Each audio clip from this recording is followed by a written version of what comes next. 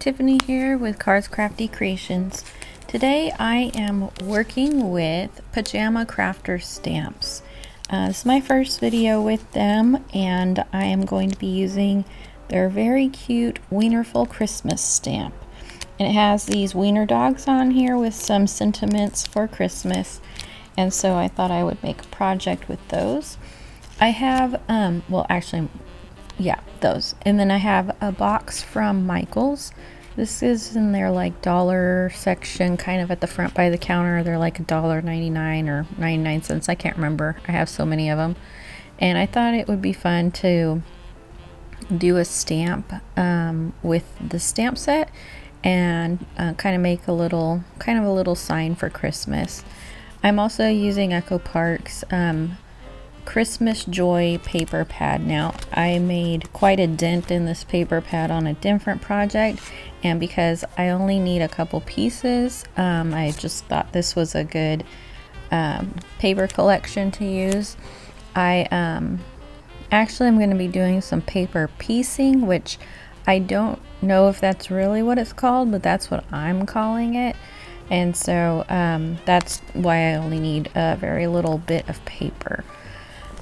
So what I'm doing on this box is I'm doing a whitewash, but not really a whitewash. I have the folk art paint, which is my favorite, and it's kind of thick, so I had to water it down a little bit just to kind of get it to just put some white on there but still show the wood through it. So that's what I did there. And now I got the stamp set out. I put a piece of tape on the top. Simon Says Stamps monthly stamp sets kind of did that, and I liked it because it keeps the plastic attached, so you just kind of flip it up and down. So I've been doing that with all my stamp sets. And so when I'm talking about paper piecing, that's why I just needed some scraps here. And then also I had a piece of paper that I actually made for a recipe album, and that was a leftover piece, and it's already created for me and I didn't have to build it, so I used that as well for the background. But I'm going to go ahead and stamp this this wiener dog with the Christmas tree on some, I think it's Nina's Solar White cardstock. For coloring, I'm going to be coloring part of it with Copic marker, and then the rest of it is going to be paper pieced with this pattern paper. So I'm going to stamp it what's on white cardstock for my foundation, and then I'm going to stamp it again on the green for the Christmas tree, and then again on the red for the sweater. And then later in the video I will cut those pieces out and glue them onto my white cardstock. So I'm gonna set those aside for a later time, and then I'm gonna get my Copic markers out, and we're gonna go ahead and color the dog in. And I believe later in the video I'll be coloring the rope and the trunk of the tree. But I wanted to get the pieces of paper down first before I colored those. So I'm just going to go ahead and color these up.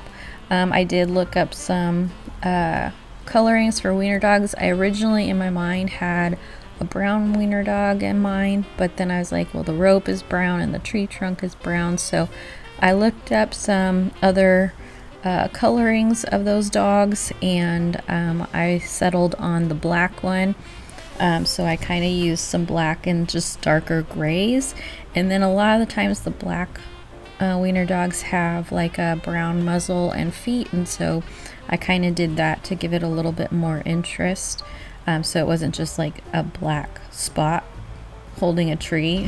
So kind of just gave it some more dimension and character. So I'm just going to go ahead and finish up this coloring, and then after that I'm going to start cutting out the Christmas tree and the sweater. And then when I do that, you'll see me using like a Sharpie marker to kind of trace around them. What I'm trying to do is kind of color the edges of the paper black so that it kind of blends in with the stamp outline. So anyways, go ahead and sit back and enjoy some coloring.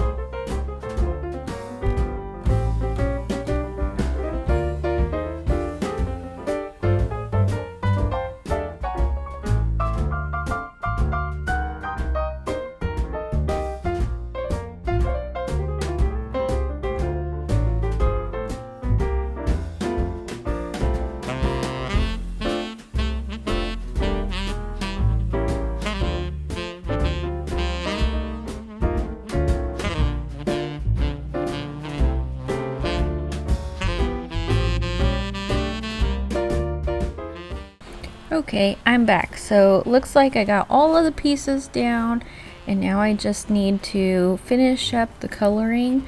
I saved the rope and the tree trunk for last just because I wanted to make sure that everything lined up nicely with the paper piecing, and these are just gonna be like a very quick coloring with some brown Copics.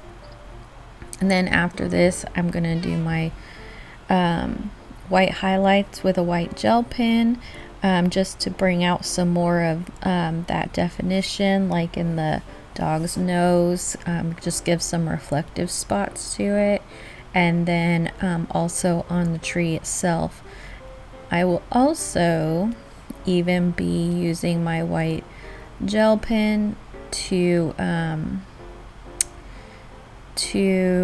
color like the cuffs and the collar of the sweater, to make it look like it's white or fluffy, for those parts of his sweater, her sweater, his sweater.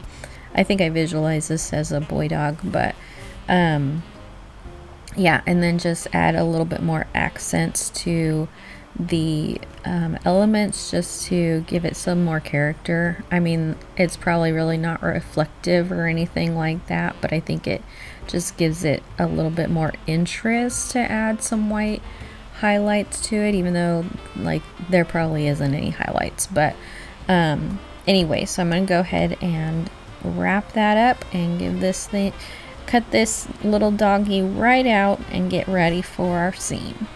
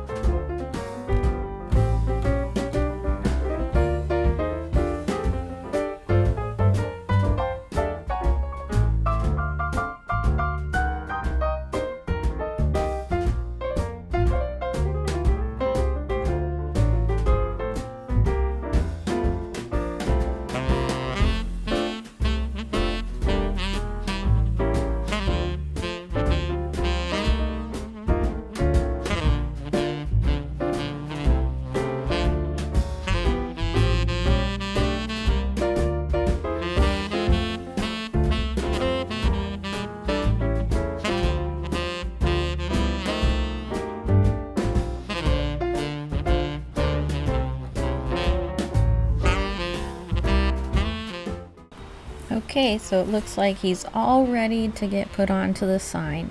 So this is a panel that I made. I like to make some recipe albums with a photo album, and so this is kind of one of the panels I made for that because I simply didn't know how to count that day and I created one too many. So I actually liked that I had it already because it was already created and it has